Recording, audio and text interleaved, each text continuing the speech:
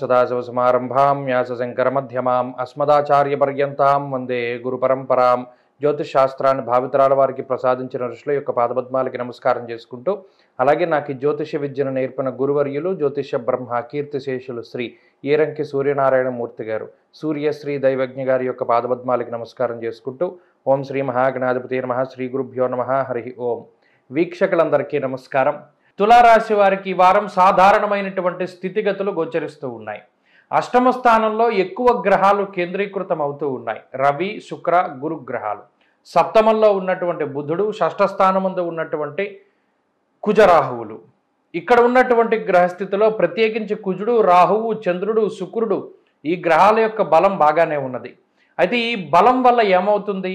ఆర్థికపరమైనటువంటి అంశాలను చూసినప్పుడు ఆర్థిక పురోగతి ఉంటుంది. ఇక్కడ పురోగతి అనే అండం కన్నా సంపాదించినటువంటి సంపాదన గతంలో మీరు చేసినటువంటి అప్పులను తీర్చడానికి ఉపయోగపడుతుంది.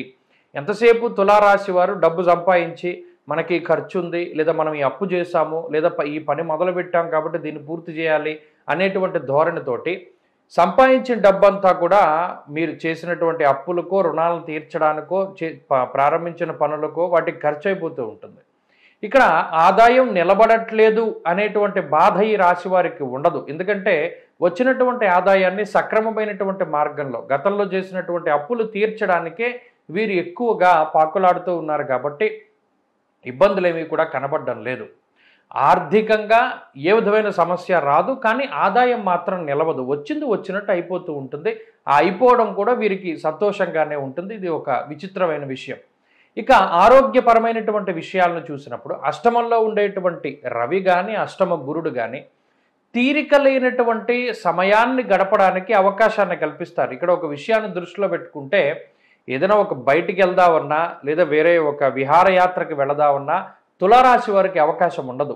సెలవులు దొరకకపోవడమో, ఖాళీ లేకపోవడమో, ఇలాగా మానసిక ప్రశాంతతకి చాలా దూరంగా ఉంటూ ఎంతసేపు చూసినా శారీరక శ్రమ అనేటువంటిది చాలా ఎక్కువగా ఉంటుంది. అదే ఆరోగ్యం మీద ప్రభావం చూపెడుతూ ఉంటుంది.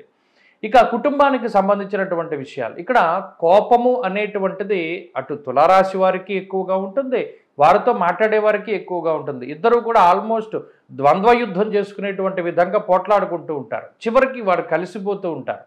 తులారాశి వారు ఎవరితో మాట్లాడినా వారితోటి భేదాభిప్రాయాలే వస్తాయి, కానీ చివరికి ఏదో ఒక దాని మీద స్టాండ్ అయి నిర్ణయం తీసుకునేటువంటి పరిస్థితులు, అనగా మాట పట్టింపులు అనేటువంటివి చాలా ఎక్కువగా ఉన్నాయి. ఇది కుటుంబ సభ్యులతో అవనివ్వండి, బంధువులు, మిత్రులు ఎవరైనా సరే ఏకాభిప్రాయం అనేటువంటిది దొరకదు. ఇక ఉద్యోగ వ్యాపారాలకి సంబంధించినటువంటి విషయాలు సాధారణంగా ఉన్నాయి. ఉద్యోగంలో కొంత ఒత్తిడి ఉన్నా అధిగమించగలుగుతారు. వ్యాపార పరంగా ఉండేటువంటి పరిస్థితులు సానుకూలంగా ఉన్నాయి. పాత మిత్రుల యొక్క కలయిక, కొత్త వ్యాపారాలు ప్రారంభం, ఇవన్నీ కూడా జరగడానికి అవకాశాలు ఉన్నాయి. ఇక విద్యార్థులకి గ్రహ సంపత్తి కొంత మిశ్రమంగా ఉన్నది, ఆచితూచి ముందుకు వెళ్ళాలి. స్త్రీలకు ప్రత్యేకించి ఈ గ్రహ సంపత్తి ఉద్యోగ వ్యాపారాలు చేసేటువంటి వారిపై మాత్రం కొంత ప్రభావాన్ని చూపెడుతూ ఉంటుంది, జాగ్రత్త వహించాలి.